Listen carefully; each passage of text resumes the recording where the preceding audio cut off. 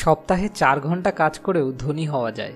কেউ যদি এসে তোমাকে এই কথাটা বলে, তুমি কি বিশ্বাস করবে? টিম ফেরিস তার বই দ্য 4 আওয়ার ওয়ার্ক উইকে এই কথাটাই বলেছেন। এই বইতে তিনি শুধু এটাই বলেননি যে এরকম কেন হওয়া সম্ভব, তার সাথে সাথে তিনি এটাও বলেছেন এরকম কি করে সম্ভব। তো প্রথমে দেখা যাক এরকম কেন সম্ভব, তারপর আমি আমার নিজের ইউটিউব জার্নির সঙ্গে রিলেট করে বলবো এরকম কি করে সম্ভব। তো ফার্স্টে কেন সম্ভব?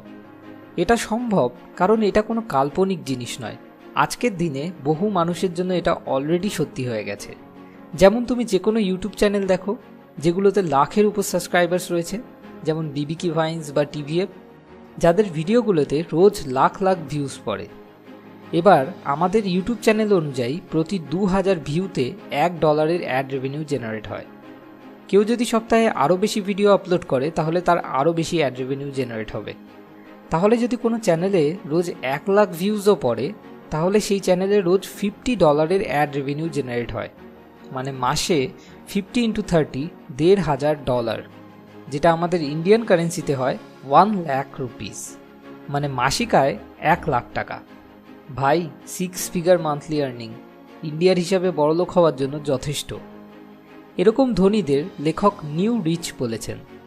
নিউ রিচ আর ওল্ড রিচদের মধ্যে পার্থক্য হলো, ওল্ড রিচ লোকেরা অসহায়তায় প্রতিদিন 9টা থেকে 5টা কাজ করে, নিজের ইচ্ছে মতো কোনো এক জায়গায় বেশি দিন থাকতে পারে না, তাদের একটা এক্স্যাক্ট লোকেশনে থেকেই কাজ করতে হয়।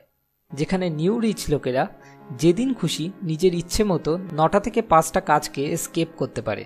তারা পৃথিবীর যেখানে ইচ্ছা যতদিন ইচ্ছা নিজের খুশিতে থাকতে পারে এবং সেখানে থেকে নিজের কাজও করতে পারে।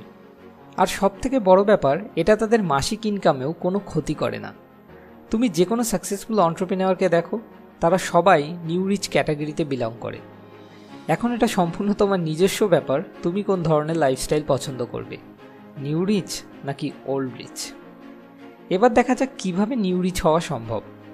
আজকের দিনে তো প্রচুর রাস্তা রয়েছে, কিন্তু তার মধ্যে সবথেকে বেশি এফেক্টিভ আর পপুলার রাস্তা হলো এন্টারপ্রেনিউরশিপ। তুমি একটা প্রোডাক্ট তৈরি করো আর তারপর সেই প্রোডাক্টটা ইন্টারনেটের মাধ্যমে বিক্রি করো। এটাই এন্টারপ্রেনিউরশিপের বেসিক ফান্ডা। তুমি তোমার প্রোডাক্টের মাধ্যমে এই সোসাইটির মানুষদের যত বেশি ভ্যালু প্রোভাইড করবে, তোমার প্রোডাক্টের চাহিদা ততটাই বেশি হবে। তো সবার আগে তো তোমাকে এমন একটা প্রোডাক্ট তৈরি করতে হবে যেটা লোকজনের পছন্দ হয়, তাদের কোনো কাজে লাগে। তারপর তোমাকে দুটো জিনিস করতে হবে, একটা হলো এলিমিনেশন আর দ্বিতীয়টা হলো আউটসোর্সিং। এবার আমি আমার ইউটিউব জার্নি দিয়ে রিলেট করে বলবো যে আমি এই দুটো জিনিস কিভাবে অ্যাপ্লাই করেছিলাম। তো প্রথমে হলো এলিমিনেশন। একটা 80-20 প্রিন্সিপাল আছে, যেখানে বলা হয়েছে সবসময় 80% রেজাল্ট আসে 20% কজেস থেকে। চ্যানেলের শুরুতে আমি ফেসবুক, টুইটার এইসব জায়গায় আমার চ্যানেলের লিঙ্ক শেয়ার করার জন্য অনেকটা টাইম নষ্ট করতাম। তারপর আমি যখন 80-20 প্রিন্সিপালটার ব্যাপারে পড়লাম, আমি দেখলাম যে আমার চ্যানেলে ওই 20% কাজ কোনগুলো যার জন্য আমার 80% রেজাল্ট আসছে। আমি উত্তর পেলাম ওই 20% কাজ হলো আমার ভিডিওর কন্টেন্ট। যখনই আমি এটা বুঝলাম, আমি ভিডিওর কন্টেন্টের প্রতি বেশি নজর দিতে শুরু করলাম আর ওই লিঙ্ক শেয়ারিং ওইসব জিনিসগুলোকে এলিমিনেট করে দিলাম। তো এইভাবে আমি ফার্স্ট স্টেপ এলিমিনেশন কমপ্লিট করে ফেলি। এবার দ্বিতীয় স্টেপ হলো আউটসোর্সিং। আমরা সপ্তাহে যে 3টে করে ভিডিও আপলোড করি তার জন্য আমাদের টোটাল অন অ্যান অ্যাভারেজ 12 ঘন্টা কাজ করতে হয়।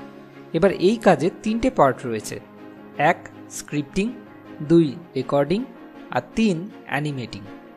এবার আমি দেখলাম যে এর মধ্যে কোন কোন কাজগুলোকে আমি আউটসোর্স করতে পারি, মানে যে কাজগুলো আমি ছাড়া অন্য যে কোনো কেউ সহজেই করতে পারবে।